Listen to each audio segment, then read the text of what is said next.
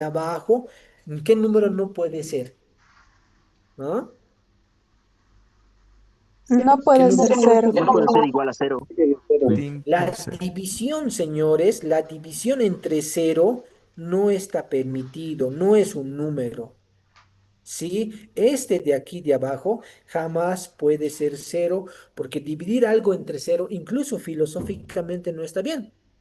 Hagan de cuenta, a ver, puede venir, digamos, un doctor y me puede decir, a ver, profesor Eve, vaya allá a esa sala de operaciones. Ok, vaya a esa sala y vaya a entregar estos bisturís, digamos, ¿no? Ok, yo voy a esa sala de operaciones, entro con 10 bisturís y entro a ese aula, a ese salón de operaciones, pero no hay nadie. ¿Cómo es posible que me digan así? Es como decirles, a ver, jóvenes, ustedes vayan a esa casa y en esa casa vayan a repartir estas 10 marraquetas. Y llegan a esa casa, abren la casa y en la casa no hay nadie. ¿Cómo es posible que algo puedan dividir entre nada? No tiene sentido la división entre cero. Quizás con esos dos ejemplos que les di ahora, uno puede entender que la división entre cero no está permitido, porque no se puede dividir entre nada. Siempre tiene que ser entre uno, entre dos, entre tres, o números incluso fraccionarios, no, no hay ningún problema, pero el de abajo jamás puede ser cero. Ahí está la representación gráfica de los números racionales, ¿sí? A no confundir, uno podría ver acá y dice, pero estos son los números enteros, ¿no? Es que ya en estos puntos que estoy marcando ahí con rojo, hay números fraccionarios, no sé, un medio, por ejemplo, el un medio estaría acá, 0,5, ese es un medio, ¿no? No sé, tres medios, por ejemplo, que es 1,5, ese sería este, ¿ven? Entonces, en estas partes, que obviamente está el menos uno, el cero, el uno y el 2, hay más números fraccionarios, ¿sí? Entonces, ahí hay que entender que los números racionales también son llamados números fraccionarios. ¿Y por qué se los llaman números fraccionarios? Porque su comportamiento es como una fracción. A sobre B, donde el A es un número entero, el B es un número entero y además el B jamás puede ser cero. ¿Por qué? Porque la división entre cero no está permitido, no es un número. Genial. Ahora vean las operaciones que se van admitiendo ahí. Al sumar, restar, multiplicar y dividir. Ojo, ya se aumenta una operación más. Al sumar, restar, multiplicar y dividir, el resultado continúa siendo un número racional. Si sumas números racionales, el resultado sigue siendo un número racional. Si restas números racionales, el resultado sigue siendo un número racional. Si multiplicas números racionales, o sea, números fraccionarios, el resultado sigue siendo un número fraccionario. Si divides números fraccionarios, el resultado sigue siendo un número fraccionario. Cosa que no pasó con los números enteros, cosa que no pasó con los números naturales. Mucho ojo en esa parte. Vamos a la parte de abajo que dice que en este conjunto es posible añadir propiedades como operaciones entre fracciones. O sea, podemos sumar fracciones, podemos multiplicar fracciones, podemos dividir fracciones. Incluso como son fracciones, un número fraccionario se puede llevar a su expresión decimal. O sea, por ejemplo, un medio, ¿no? Un medio en su forma decimal, si ustedes dividen ahí con la calculadorita que tienen, eso les da 1,5. Pero 0,5. Entonces, este número está escrito en su forma de fracción y este número está escrito en su forma decimal. Un número racional se puede escribir en dos formas, como su fracción correspondiente o como su forma decimal. O sea, es el mismo joven, solamente que hoy está, digamos, con corbata y saco porque es su primera clase de matemáticas, postulante a medicina, pero aquí está con deportivo, con corto y tenis, pero ese sigue siendo el mismo, solamente que está con otra ropa, pero sigue siendo el mismo. Entonces aquí eso está comentando, ¿sí? Se puede expresar un número fraccionario como números decimales entre otros. A ver, vamos a ver con ejemplos. Muy bien, entonces aquí vamos viendo los sistemas numéricos y ahora vemos a los números irracionales. Si el anterior era racional, porque el que hemos visto ahorita era números racionales, ¿no? ¿Qué es lo contrario de racional? Lo contrario de racional es irracional. Si digo bajo, lo contrario de bajo es alto. Si digo gordo, lo contrario de gordo es flaco. Si digo racional, lo contrario de racional es irracional. Entonces, este es otro tipo de números. Y si los racionales eran fracciones y los irracionales son lo contrario a los racionales, entonces estos son no fracciones. ¿Se dan cuenta? Estos son números que no se comportan como una fracción y eso menciona aquí. Son aquellos números que no pueden ser escritos como fracciones. Ojo, son aquellos números que no pueden ser escritos como fracciones. Eso es de alguna forma la forma de entender a los números, ¿sí? A los números irracionales. No son fracciones, ¿ya? Entonces ahí tenemos eso, ¿ya? Y bueno, ahí tenemos los ejemplos de números irracionales, como primer relevante el número pi, el número e, el número raíz de 2. Uno puede demostrar, ver incluso que estos no se comportan como una fracción. Esos son los ejemplos de números irracionales. ¿Está bien? Muy bien. Siendo este conjunto muy distinto al de los números racionales, o sea, esto es como agua y aceite. Este mundo de los números racionales con el mundo de los números irracionales no se mezclan. Ustedes en su cocina deben tener ahí, cuando cocinan, un caldito, ¿no? Agua y aceite. El aceite está arribita como burbujas, no se mezcla con el agua. Son sustancias no miscibles. De la misma forma aquí, los racionales y los irracionales no se mezclan.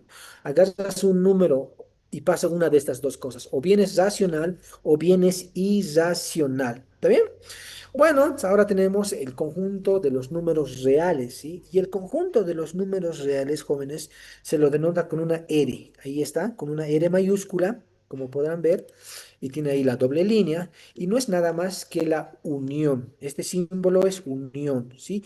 Unión de dos tipos de números, los números fraccionarios, o sea, los números racionales, y los números no fraccionarios, o sea, los irracionales. Este C es complemento, es el símbolo del conjunto de los números irracionales. Entonces, los reales no es nada más que la unión de dos tipos de números. ¿Qué tipos de números? Los números racionales y los números irracionales. Y su gráfica, ahí está. Ahí podemos ver la gráfica, la recta real, pero ahí están todos los fraccionarios y los no fraccionarios. Y la unión de todos ellos es el conjunto de los números reales. Y aquí en el comentario menciona que, ¿no?, todas las operaciones básicas pueden ser realizadas. Se tienen definidas distintas propiedades e incorporación de nuevas operaciones, siendo algunas de ellas propiedades algebraicas, potencias, raíces. Enseguida vamos a ver propiedades de potencia, ¿no? Bueno, entonces ahí tenemos el sistema de números, ¿sí? El sistema numérico, ¿ya? Y bueno, en resumen, aquí tenemos un diagrama que pueden ver en la parte derecha, en la parte izquierda, ¿no? Ahí tenemos el conjunto de los números naturales. Dentro del conjunto de los números naturales está el conjunto de los números enteros.